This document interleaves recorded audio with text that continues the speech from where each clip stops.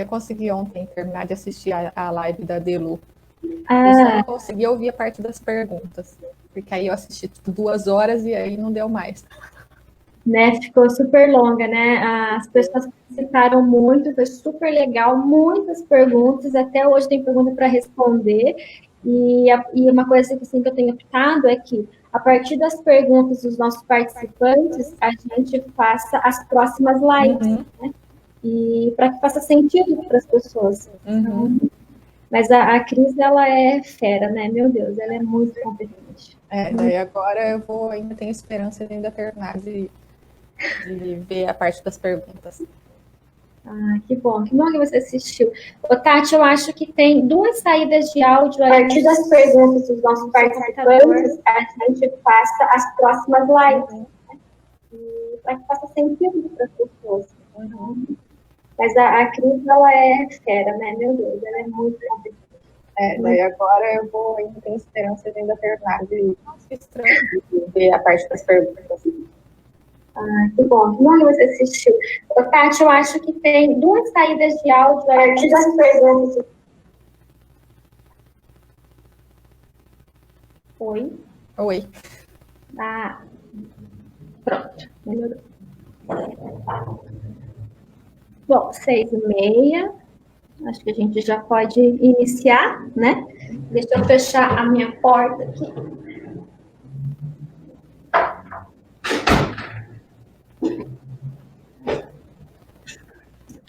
Olá, pessoal. Tem gente entrando. Boa noite. Muito bom tê-los conosco. O pessoal já está aqui comentando também no Facebook. Bem-vinda, Fabiane. Olha, Sônia de São Leopoldo. Olá, pessoal. Tem gente entrando. Boa noite. Bacana.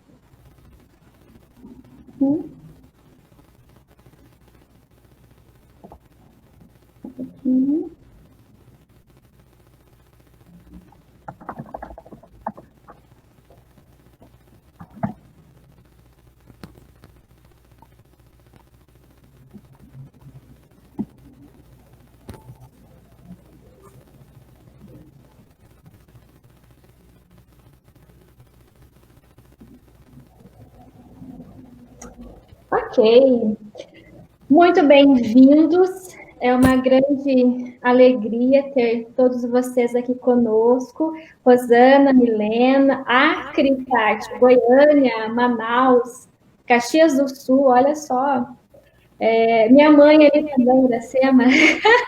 Outro dia ela falou, me deu oi na live. Então, mãe, oi. Ai, Projeto Ingênuo. Bem-vinda, Rosana. Bem-vinda. Marta, Ceará, olha só, estamos aí, Mato Grosso do Sul, coisa boa a gente ter colegas e pessoas interessadas nas diferentes partes do nosso Brasil. Eu quero agradecer muito, gente, a participação de vocês. Durante a semana eu recebo muitas perguntas, eu recebo muitos feedbacks sobre as lives, e isso é bem legal, traz um ânimo e traz uma segurança maior para que a gente possa continuar esse projeto e ir aperfeiçoando, né, melhorando. Eu tenho a Prisaia, bem-vinda, Pri, Elaine também, Viviane. E hoje eu estou bastante contente por ter a Tati conosco, né, a doutora Tatiana Nakano. Vamos falar de uma temática super importante, que é a dupla excepcionalidade. E antes de tudo, eu quero apresentar a Tati, para que a gente possa conhecer um pouquinho mais desse currículo precioso que a Tati vem construindo e se dedicando bastante nos últimos anos, não é, Tati? A gente sabe que não é fácil, que é uma vida de muitas renúncias, é um preço muito alto que você está pagando, mas eu quero te dizer que para nós que estamos acompanhando o seu trabalho, esse preço ele está valendo a pena, né? Eu imagino o quanto é difícil, as lutas que estão inerentes a todo esse processo, mas nós estamos colhendo os frutos do seu trabalho, então te agradeço por ser uma grande parceira, por ser uma pessoa que tem se dedicado à área de altas habilidades. Em particular, eu quero compartilhar publicamente, antes de tudo, a minha admiração por você, né? Pela humildade, que é muito forte no seu perfil, pela inteligência, pela criatividade, pela dedicação. Então, sinceramente, eu me sinto privilegiada em fazer parte, em ter parcerias com você. Muito obrigada. É uma grande alegria de verdade estar com você nesse momento, tá? Eu que agradeço, Cá, o convite, viu? Imagina. Eu estava até brincando que também, sim, super agradeço a oportunidade de estar falando nessa temática, né, que a gente gosta muito, e que eu assumi uma responsabilidade bem grande, né, de falar depois da live excelente que a Delu fez semana passada, né, deu até medo. Não, você é super competente e eu realmente escolho a dedo, né, as pessoas que estarão conosco, e não é por acaso que você está aqui, de verdade, né, e também não é apenas rasgando cedo, não é isso, é porque realmente eu acredito que a gente precisa compartilhar publicamente sobre a nossa admiração, e eu faço isso agora porque é verdadeiro, tá? Obrigada. E temos projetos saindo aí, né, Tati? Em breve o pessoal terá notícias sobre isso. Você vai deixar só o teaser assim no ar? Você quer contar para o pessoal? Vocês querem saber, gente? Vocês estão curiosos sobre o projeto que a gente vai compartilhar com vocês? E aí? Vamos contar, Tati? Conta, Tati. Bom, eu, a Karina Paludo e a Karina Oliveira, né, a gente se juntou numa ideia de fazer um livro, organizar um livro sobre resiliência, né? As três trabalham nesse construto, e a gente teve a ideia, então, de organizar esse livro, que teve a colaboração de vários outros pesquisadores, né? O livro acabou ficando bem interessante, né? A gente conseguiu finalizá-lo. Ele tem 18 capítulos sobre essa temática, então tem desde uma parte mais teórica, dos modelos, das definições, tem uma parte mais aplicada a populações específicas, tem partes mais relacionadas a alguma experiência mais prática nessa área, então acho que o livro vai ser bem legal. Ele já está aceito por uma editora, né? Ele vai ser publicado pela editora Hogrif, e a gente está com a ideia de lançar ele ano que vem num congresso de psicologia positiva. Então, eu acho que quem ficou curioso vai ter que esperar um pouquinho. Inclusive, o livro demora antes, né, até você conjuntar todo o material, e depois a fase de produção mesmo, até o lançamento. E a gente também fica ansiosa, lógico, né? Sim. Nesse livro, a Priscila Zaia e eu escrevemos sobre o superdotado e a resiliência, já que a nossa temática aqui, né, sobre a superdotação, nós estamos mostrando o quanto que o superdotado sim pode ser resiliente, fugindo do mito de que ele é uma pessoa vulnerável, etc., né? Assim como a Tati também trouxe outros capítulos, vários autores de grande excelência, então eu acredito que será um material de bastante contribuição para toda a comunidade científica, para professores, né, para escolas, enfim. Ok? Então, eu quero apresentá-la brevemente agora, seu currículo. Gente, a doutora Tatiana de Cássia Nakano Prime é docente permanente do Programa de Pós-Graduação Stricto Sensu em Psicologia da PUC Campinas, pesquisadora da linha de Instrumentos e Processos em Avaliação Psicológica, pós-doutorado na Universidade de São Francisco, doutorado em Psicologia como Profissão e Ciência, da PUC Campinas também, pesquisadora Produtividade Nível 2 do CNPq, presidente passado da Associação Brasileira de Criatividade e Inovação, a CRIA Brasilis, membro colaborador do Conselho Brasileiro para a Superdotação e membro do Grupo de Trabalho Psicologia Positiva e Criatividade da ANPEP, editora associada da revista Estudos de Psicologia e revista Ibero-Americana de Criatividade e Inovação. Atualmente encontra-se como Visiting Scholar na University of California, Berkeley, como bolsista FAPESP.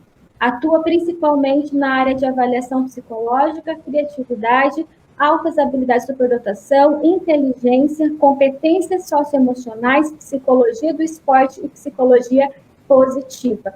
Como podemos ver, é um currículo bastante rico, então eu tenho certeza que vai abrilhantar bastante o nosso papo de hoje.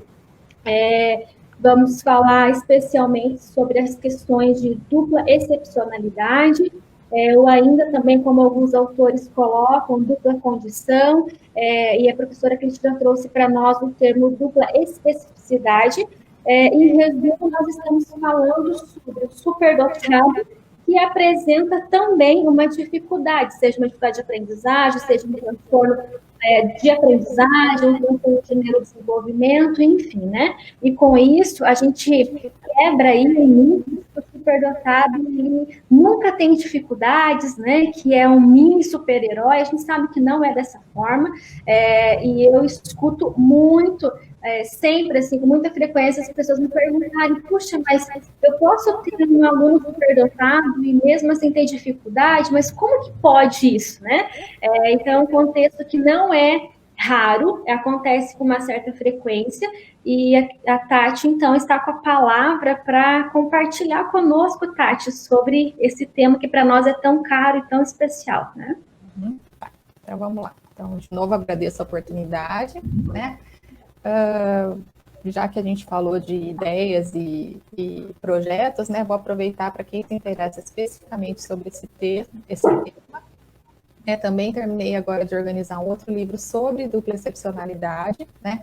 Em parceria com o Raoni, que é professor da Universidade Federal de Rondonópolis, né?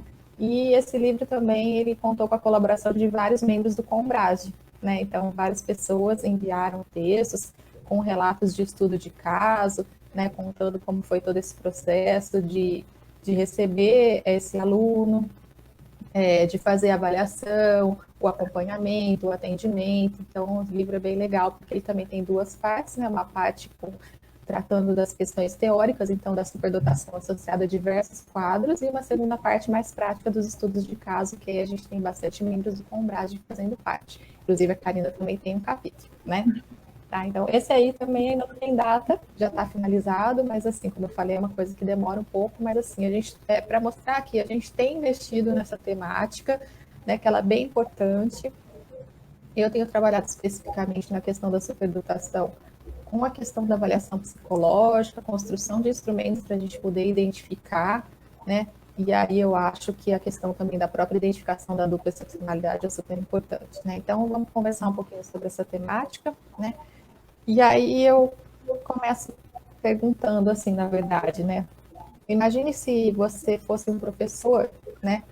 Como você se sentiria se você encontrasse na sua sala de aula um aluno que parece bastante inteligente, mais do que os outros alunos, ou seja, tem uma inteligência que faz ele ter algum destaque, mas que ao mesmo tempo ele teria, por exemplo, uma série de comportamentos inadequados, como desorganização, desinteresse, dificuldades para realizar as tarefas em sala de aula, o que você faria, né?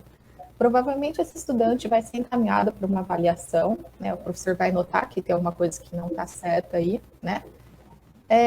Buscando identificar a origem dessa dificuldade, né? Então, o primeiro olhar quase sempre é para a dificuldade. Então, isso é uma coisa importante da gente ter claro. Bem menos provável ele ser encaminhado para avaliar uma possível alta habilidade de superdotação por conta dessa inteligência acima da média, perto dos outros pares, né? Então, o que a gente sabe hoje é que nesse tipo de situação, com certeza o olhar ele vai se voltar para um dos quadros, ou para os problemas, ou para o alto desempenho. Provavelmente as pessoas não vão imaginar que essas duas coisas podem acontecer juntas, né? Então, e eu pergunto, então, mas e quando uma habilidade está acima da média e uma dificuldade ou um déficit também se apresenta em conjunto com essa situação, né? É disso que a gente vai falar um pouquinho hoje, sobre esse quadro que chama dupla excepcionalidade, né?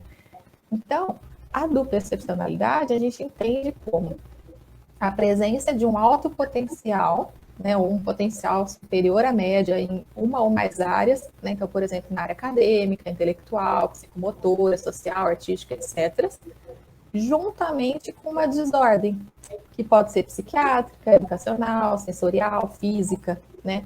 Então, o fato da pessoa ter a superdotação ou poder ser identificado como superdotado não exclui a possibilidade dela ter outras dificuldades associadas. E o inverso também é verdadeiro. Então, se de repente ela tem um diagnóstico de algum déficit ou transtorno, isso não exclui a possibilidade dela ter um diagnóstico também de superdotação, né? Então, essas duas condições, elas podem acontecer ao mesmo tempo. É como se tivesse uma coisa bastante elevada junto com uma coisa mais prejudicada. Então, é um desenvolvimento em duas direções, né? E isso acontece com bastante frequência. Em relação à questão da dupla excepcionalidade, mais comumente o que a gente vê, né, é a associação de uma superdotação em alguma área específica, junto, por exemplo, com um quadro de dislexia, com um quadro de transtorno de déficit de atenção e hiperatividade, com algum transtorno de aprendizagem, com autismo, com algum déficit sensorial, a questão do transtorno de Asperger, alguma deficiência, né, física, por exemplo, psicomotora. Então, a gente tem estudado esses alunos que apresentam essa dupla condição, tá? Por exemplo, a gente pode pensar em quadros mais específicos, por exemplo, uma dislexia ou uma disgrafia, né? E, de repente, esse aluno que tem essa dificuldade na escrita, ele pode ser ótimo em matemática, ou ele pode ser super criativo, né? Então, uma coisa não impede a outra.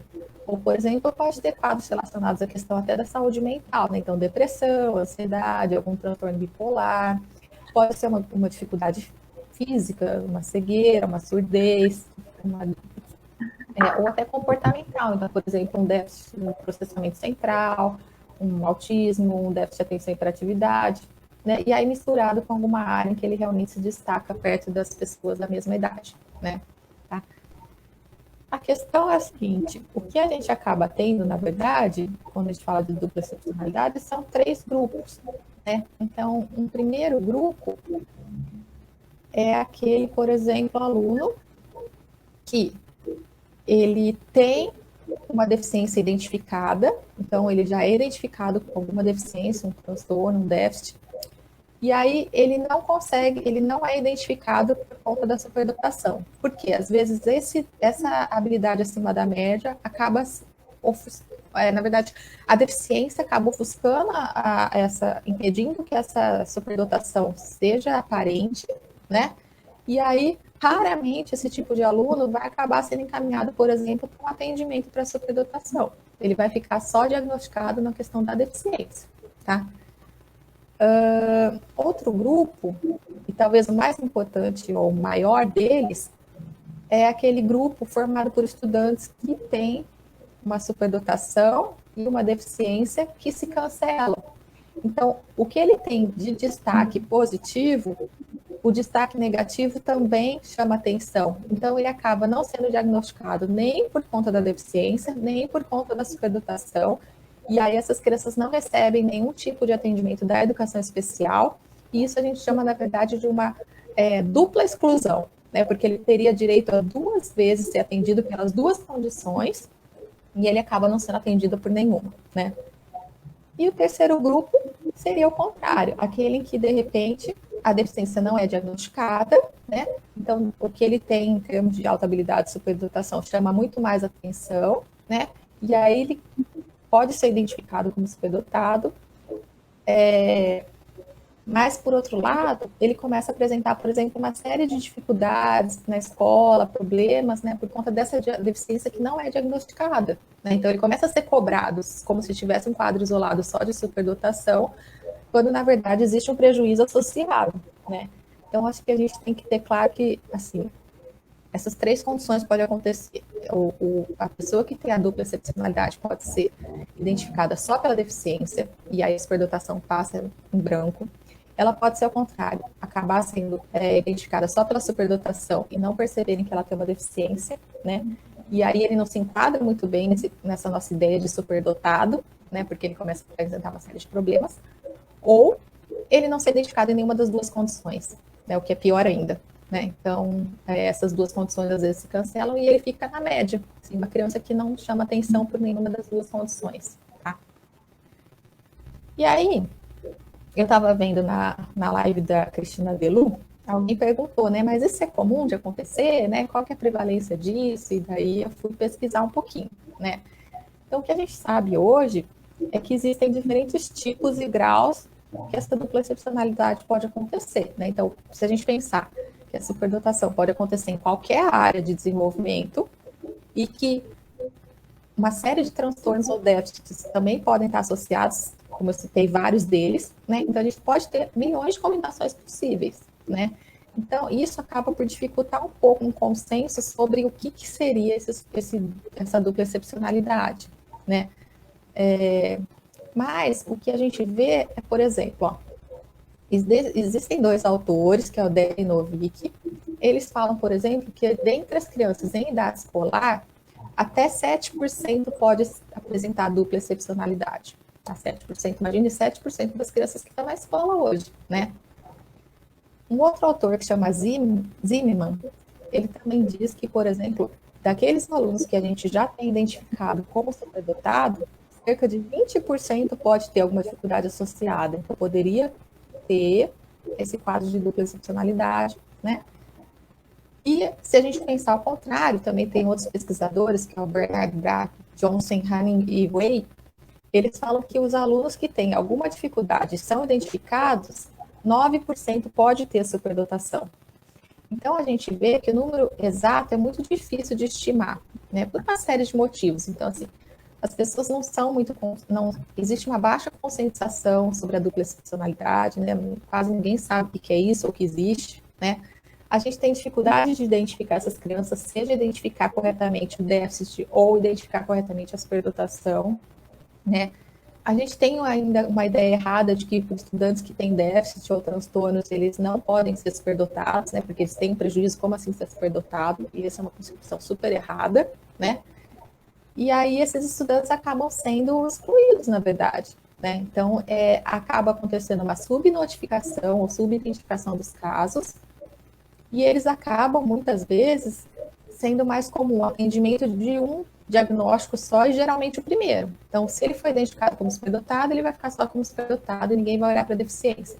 Se ele foi identificado com a deficiência, dificilmente alguém vai olhar para uma superdotação. E aí a gente acaba por essa questão, assim, de que ele acaba sendo atendido num diagnóstico único pelo desconhecimento do fato de que pode ter mais de um, né? Inclusive, assim, em direções opostas, né? Tá? E aí, para a gente poder entender um pouquinho melhor, as características dessa pessoa, né? É importante a gente conhecer, porque conhecer essas características pode ajudar a gente a fazer um diagnóstico correto e para pensar numa intervenção adequada, né? Então, por quê? Esses indivíduos, geralmente, eles apresentam características que fogem do desenvolvimento típico, né? Então, por exemplo, como eu falei, um superdotado, que a gente espera que tenha um excelente rendimento escolar, por exemplo, e que tem uma série de dificuldades, não entrega a tarefa na hora, chega atrasado, não presta atenção, é desmotivado, né? Então, esse não é, entre aspas, o perfil que a gente espera para aquele tipo de aluno, né? Ou, por exemplo, um aluno que tem alguma dificuldade de aprendizagem, então você já fala, esse aluno não consegue acompanhar as aulas, ele tem baixo rendimento, e de repente ele vai lá numa aula específica e é o melhor da turma, né? Então, esse padrão, cara, foge do desenvolvimento típico de cada um dos quadros, né? Eles não se enquadram numa definição tradicional, seja de superdotado, seja de alguma deficiência, né? Então, existe um perfil que tem várias características que não são típicas, que são bastante complexas e que são peculiares daquele quadro, né? Então, mesmo dentre eles, um sujeito com o mesmo diagnóstico do outro vai ser muito diferente, né? Essas características podem se misturar de um monte de forma diferente, né? E aí, se a gente pensar, por exemplo, como que isso influencia na relação desses alunos com os professores, né? Geralmente, esses alunos, eles têm muita dificuldade em se relacionar com os professores. Por quê? Porque os professores acabam tendo uma expectativa em torno de um alto desempenho acadêmico, por exemplo, quando sabem que tem um aluno com superdotação na sala, né?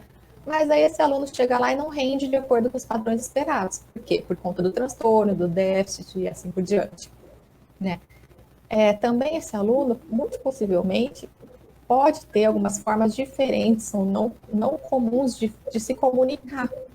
E aí isso pode dificultar essa comunicação entre professor e aluno, né? E aí, por conta também, às vezes, dessa dificuldade na interação social, ele pode ter uma série de condutas, assim, tipo, inadequadas, condutas muitas vezes impulsivas ou inesperadas, e aí a relação com o professor fica mais complicada, né? Então, isso é uma questão que a gente sempre tem que prestar atenção. Então, ele é superdotado? Mas ele tem alguma coisa associada, né? Que aí pode, por exemplo, tá impactando, por exemplo, nessa relação do professor com os colegas, né? E aí é associado a comportamentos que nem sempre parecem muito adequados para o que a gente imagina que seja um superdotado, né? Então, lembrando que a nossa concepção também de superdotado muitas vezes é muito equivocada, né? Aquele aluno ótimo, perfeito, que não precisa de ajuda, que faz tudo sozinho, e aí vem esse quadro da dupla excepcionalidade para mostrar que não é bem assim, né? Então, ele pode ser, sim, superdotado, mas ele pode também ter um monte de coisas associadas por conta dessa deficiência, tá? E esse aluno também, por conta dessa sua singularidade, né? Então, a relação com os pares ou com os amigos na escola, com crianças da mesma idade, ela pode ser, por exemplo, muito positiva ou muito negativa, né? Então, ela pode ser positiva, por exemplo, quando ele encontra alguém que compartilha os mesmos interesses que ele, quando ele pode se expressar livremente, quando ele consegue agir com liderança, né? Isso geralmente é mais fácil de acontecer quando, por exemplo, ele já está identificado e está sendo atendido num programa especializado, né? Recebendo um atendimento educacional especializado. Mas, por outro lado, também, ele pode desenvolver relações bastante negativas, né, com as pessoas da mesma idade. Por quê? Isso acaba levando a eles a um isolamento, né, uma preferência por trabalho individual, então, tipo, ninguém me entende, ninguém gosta das mesmas coisas que eu sou diferente das outras pessoas, então, ele prefere se isolar, aí pode aparecer, por exemplo, sentimento de vergonha, comportamento, às vezes, até agressivo, né, da forma de responder, pelo fato de que provavelmente ele tem pouco interesse em comum com os outros alunos, né? Então eles acabam por, na maior parte das vezes, se isolando, tá? Ou às vezes até por conta de uma discrepância entre o desenvolvimento cognitivo e o desenvolvimento emocional ou social que ele tem, né? Então não é porque ele não se relaciona, ele se relaciona de uma forma diferente, né? Então às vezes imagine até a questão que eu vi que perguntou-se bastante na live da Delu sobre aceleração e tudo mais. Imagine um aluno desse, ele tem realmente muita condição de ser acelerado por conta da superdotação. Mas, por outro lado, vamos supor que ele tem um déficit nessa parte social e na parte emocional. Então, associado ao déficit, por exemplo, já uma disgrafia, um autismo, alguma coisa assim, isso só vai piorar a situação, né? Então, essa relação vai ficar cada vez mais longe, difícil, porque ele vai ser muito diferente a questão dos interesses, do ritmo de desenvolvimento dos outros alunos da mesma idade, tá?